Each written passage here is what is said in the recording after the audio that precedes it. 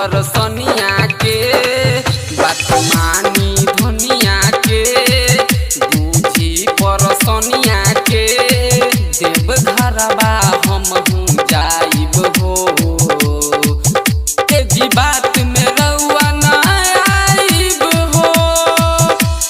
गरिया काली संघवाल चली हमरो के देवा घरबा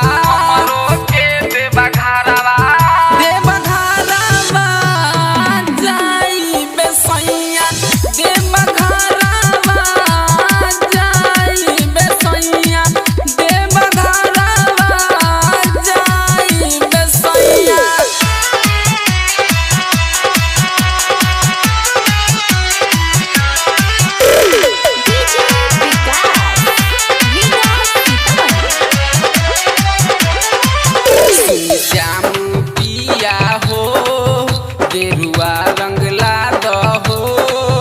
सुशील पिया हो पियरी तुला दहो साथ कावर दूगो लाइब जी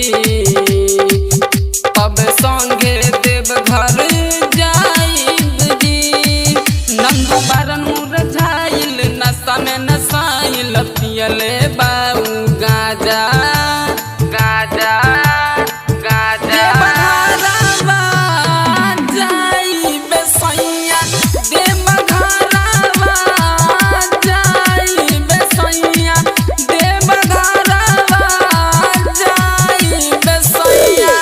बाघ आर्ट रिकॉर्डिंग स्टूडियो राजापुर सोनी बाजार सीतामढ़ी बिहार।